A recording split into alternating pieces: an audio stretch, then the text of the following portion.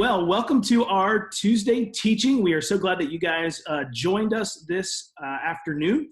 As you can see, we're not Facebook Live at the moment. We are doing a pre-recorded teaching this morning because we have with us a very special guest, one of my good friends, Jason, and I'm going to let him introduce himself and tell us a little bit about him real quick. So Jason, over to you. Hey, New Hope. Hey, my name is Jason. So I was able to serve at New Hope from 2009 to 2016. And so I served there as a student pastor and also with teaching and discipleship.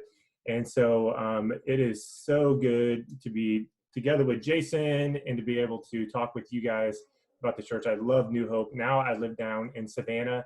I serve at a church called Compassion Christian Church, and I focus on local outreach and missions. And so good to be with you guys and to talk with my friend Jason, and I just love New Hope and what you guys are doing.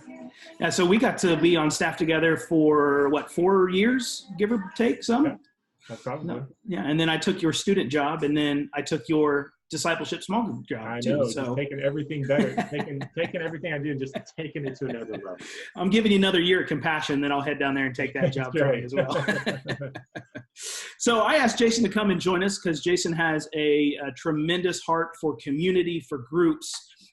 As he talked there just a second ago, he's the guy who really made groups a big part of what New Hope is about. And so I asked him just to join us this morning and talk a little bit about what group life really looks like right now in the midst of quarantine and being home, and just to give us some of the ideas on what he's seeing around Compassion and what he's experiencing on his own. So Jason, I'll just kind of flop it over to you real quick and just ask you, why is community important? If people aren't at New Hope or whoever sees us aren't part of a small group or life group, whatever their church calls it, why is that important for them to even begin thinking and engaging in, especially right now?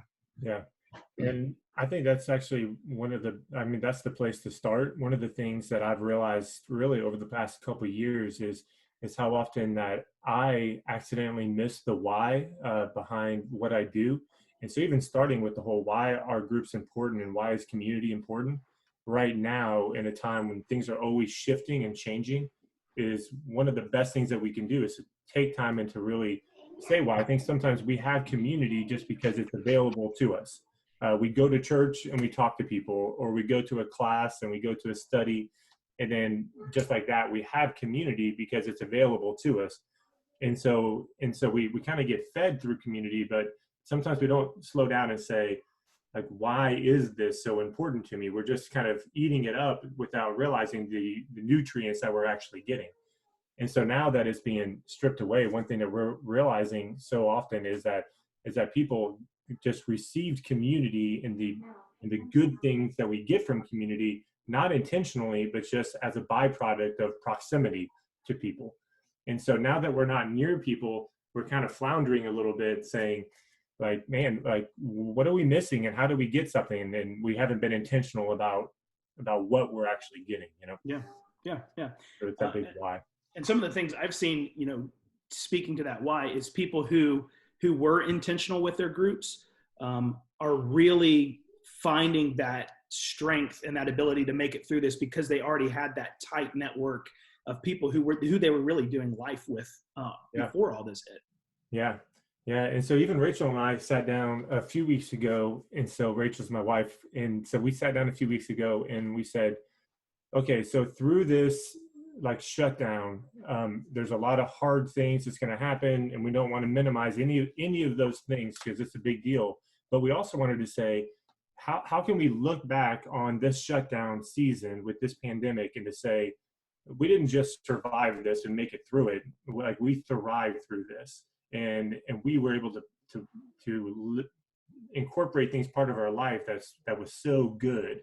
And so we kind of listed out some goals and things that we wanted for our family, for our relationships through this shutdown that we wanted to pursue so that we didn't just barely make it by. Oh my goodness, another day is done. Now we have to go do it again until things can finally go back. Put the kids to bed and go to sleep. I don't want to see you for 8 hours. Know, that's right. Just waiting for things to go back to normal again, Yeah. So it's like, let's just capture this as a new normal and say, man, what do we want from this normal right now? And I'm sure that everything's going to go back, to where it was, and life kind of as we knew it.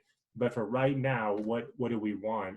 And so one thing that we realized is, as we started writing these relational goals and these physical goals, spiritual goals, family goals, we started realizing that most everything that we're writing is so important for relationships and community. And so we looked at our life group as this essential piece of what we needed as part of our life, so that we can see these, so that we can thrive during the season and not just survive during this season. And so we started then leaning into our life group more so, and trying to be intentional with them, knowing that we didn't just want to do that because we felt like we should, because it's just part of what we did, but instead we're doing that because the why behind it is so important for our family. Yeah. And we didn't sit down and write down goals. We're not as good as the Costers are. Yeah, right. But we have some of that as well. And some of the things that we noticed is, like before all this hit, I was already in contact with guys from our small group, had accountability going on. Casey was the same way with some of hers. But I've noticed for us, especially during this season, that has become even more vital. And it's not like the daily check-in, but it's like check-ins throughout the day. Yeah. So how has some of that stuff shifted for you guys with your life group and some of those goals, even as you guys have been walking through this? Yeah. So a few of those whys are so important for us too. It's the same thing as what we received from our relationships before. Now we just have to be intentional towards, and the reason why it's so important for us, number one, is our kids did go to public school, but now they're doing schooling at home. And many of the families in our life group are actually homeschoolers. And so Rachel's able to lean into them more and to receive advice from them on curriculum. And well, I mean, you're getting curriculum through school, but kind of like how to go about these things and setting up a new rhythm at the home, and how do you not lose your mind? And, all of those. How do you teach your kids without screaming at them? Things like that. Yeah, I know.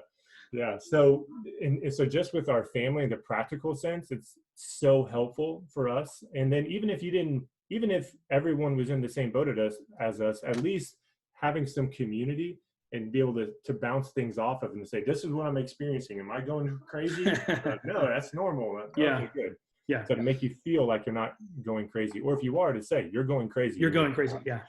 So, yeah. It's good to have those people who you trust, who you can say, this is what's going on in my house, what's going on in your house. And yeah, it's the same exact thing. It's good to have that normalcy, or to have that person who will speak truth and love and say, you know what, you need to take a walk or drink a cup of coffee and get away for a couple minutes. That's right. That's exactly right.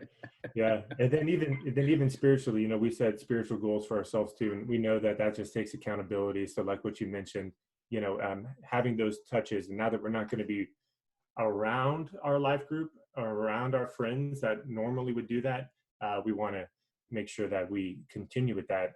And then also just remembering the fact that, man, we've been through things in our life just in the past couple of years that we have needed our relationships in our group.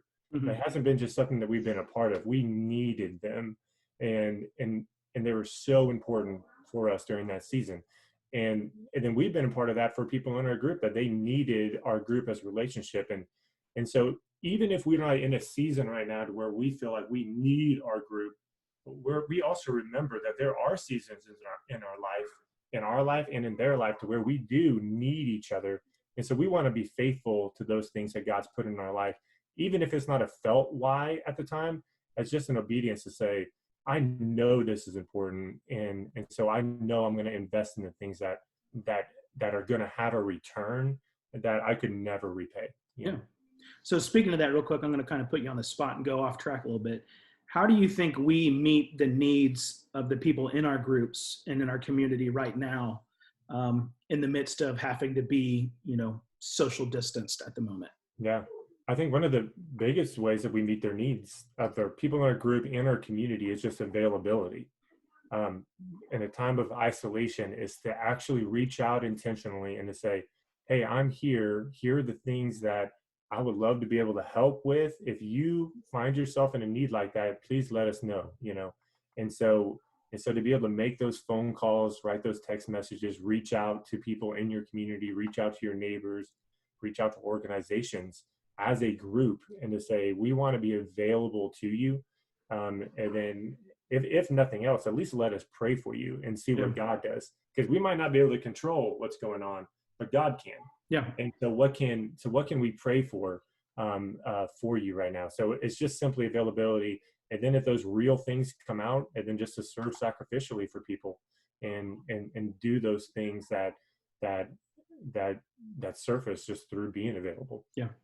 One of the things Casey and I have tried to do is we've noticed, there's the potential for people to get down or depressed or have a lot of anxiety. And so we've kind of taken it upon ourselves to just do some little things for people in our group, and just to, surprise them almost. Yeah. It may not be a need, but we've driven by and dropped off, candy, or we did for several families in our group. We dropped a surprise egg hunt for their kids in their yard, and then ran away, so that they were doing things. But some of those little surprises like that, and people may not even know it's a need, but once you get it, it just helps kind of lift people's spirits during this time and make people know, like, hey, people in my group, they love me, they know that I'm here, they care for me. Yeah.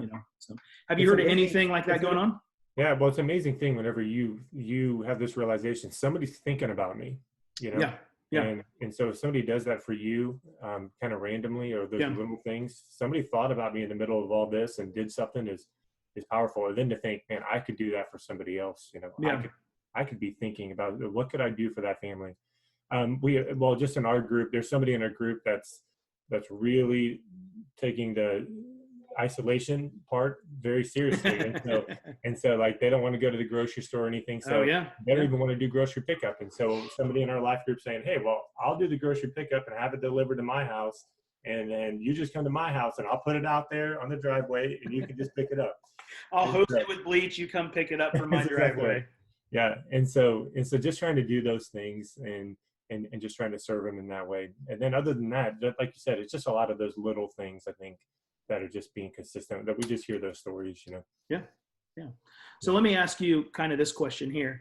Do you think group life and how community in the church in general, do you think that's going to look different once we're able to kind of get back in the rhythm of life after all of this? Yeah, I spent some time thinking about that.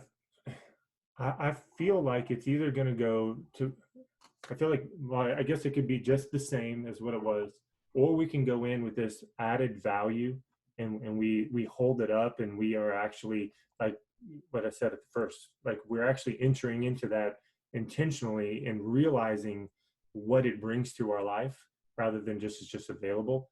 And so we value it more.